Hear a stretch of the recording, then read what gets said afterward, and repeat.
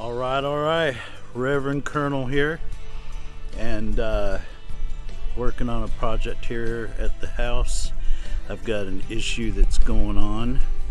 Let me show you. Right here, you can see I've got this right here. This cover. And if you see between this bar here and that bar way over there, there's this ginormous gap that's here, and that accumulates water all the time, and it's stretching it out, and it's just not a good thing. You got this waterfall, you can just push up on it and this waterfall just goes flying off of there. It's almost like Moses parting the Red Sea. So anyway, that's what I'm going to work on right now. What I'm going to do is on this part right here, I'm going to measure to put a rod here approximately, and here and here and here. I'm going to put 4 rods instead of just the 2 rods that are on here now. These come out so you can put the thing on, and mine are going to be welded on. So I'm going to make some marks up here where I'm going to put them approximately, because I've got to grind some paint off on this other side here. I got to grind some of that paint off so that way I can weld. So we're going to do a little bit of marking, a little bit of grinding today. Might get to the welding. It's getting late in the day already, but got a late start on this.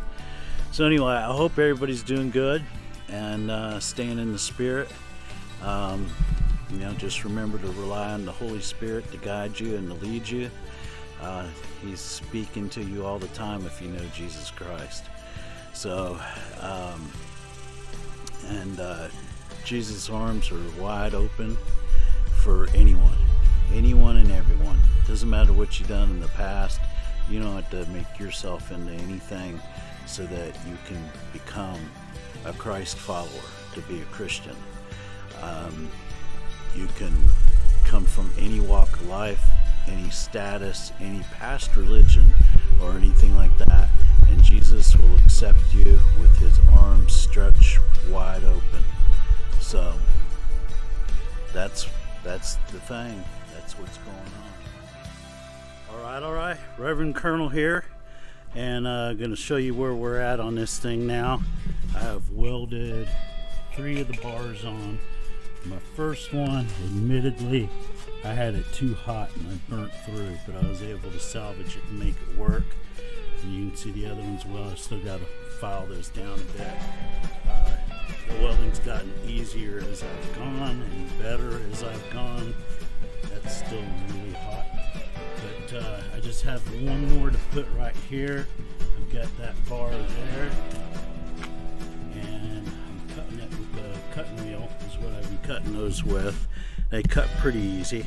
The thing that I didn't realize was, and I probably should have because it wasn't that heavy, is the lightness of this was because it was hollow and very thin gauge, actually.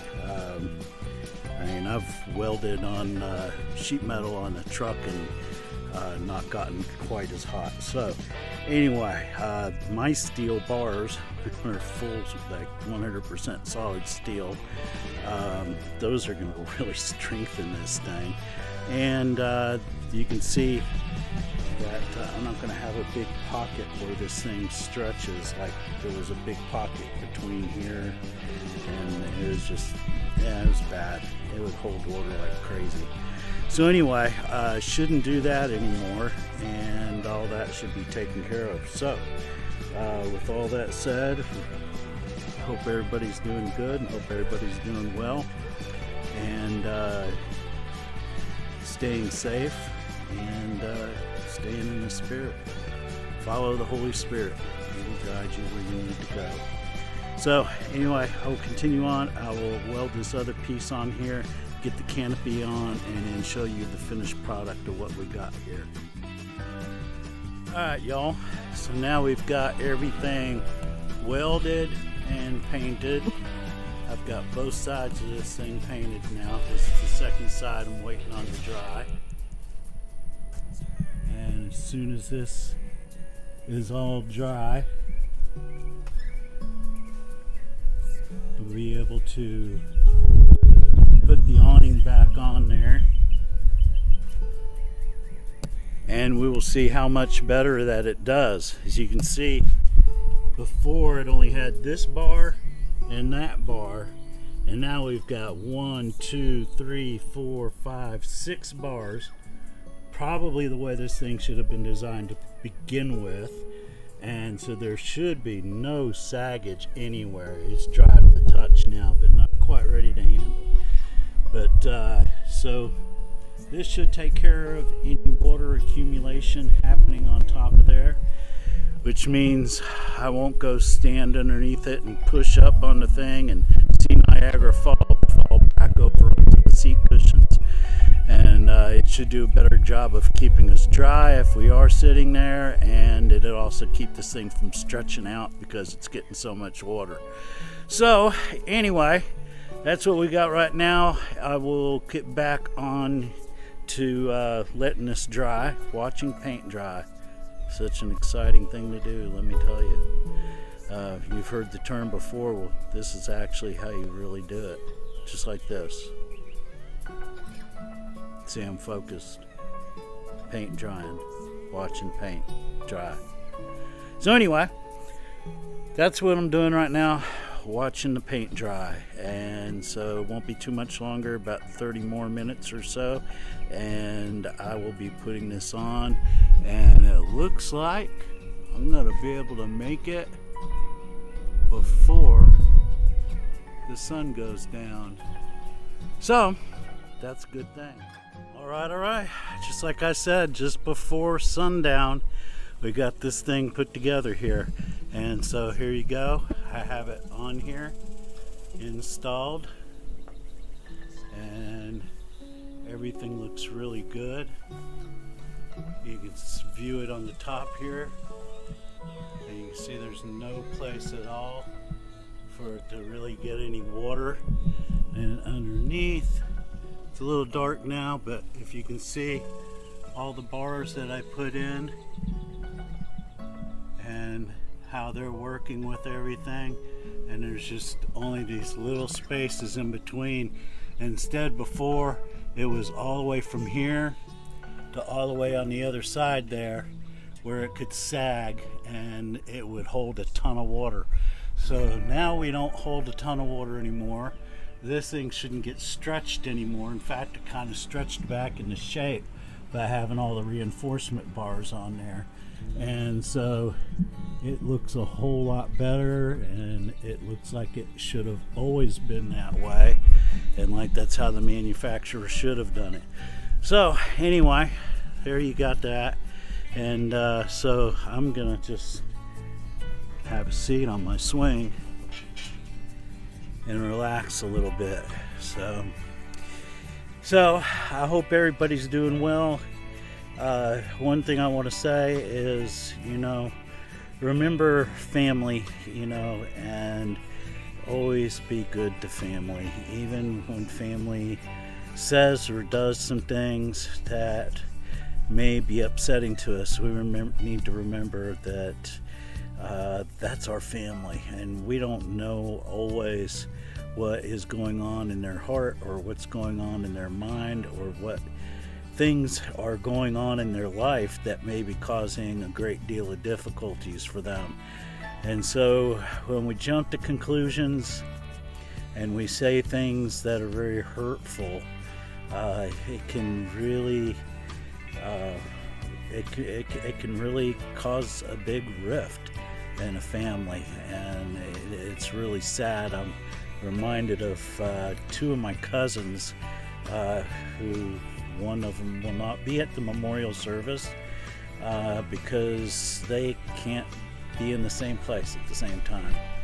They're brother and sister, and they can't stand each other that much, and that's just sad. It's really sad. And I've had issues on and off over the years with my daughters and one of my sons, and some of y'all know I've got 5 daughters and 3 sons, and there's always going to be some kind of turmoil when you got that many kids. It's just the odds are, the odds are increased by that much. If you have 1 kid, you probably won't have as much situation. 2 kids, probably not that much. But when you multiply it by 8, then I've got 5 daughters and 2 boys, or 3 boys. So yeah, when you multiply it by 8, it makes a big difference. So anyway, love one another. That's what Jesus said, and that didn't just apply to strangers or to the hobo or the person looking for a handout. That also applies to your family and your loved ones and your friends. We need to love one another at all times, and to think with Jesus' heart and with Jesus' spirit before we think or say anything. Make sure we get all the facts. That's what's important, is make sure you got all the facts. And even if you don't like the facts that you get and it's still upsetting to you, jumping down someone's throat or excommunicating them, that is not the way we're supposed to handle things as Christians. So anyway, I hope everybody will glean something from that. I know we all have our family turmoils, and whether we like it or not, but we need to work through those things. So until then, this is the Reverend Colonel relaxing in his swing that will sag no more. This is the way, Reverend Colonel.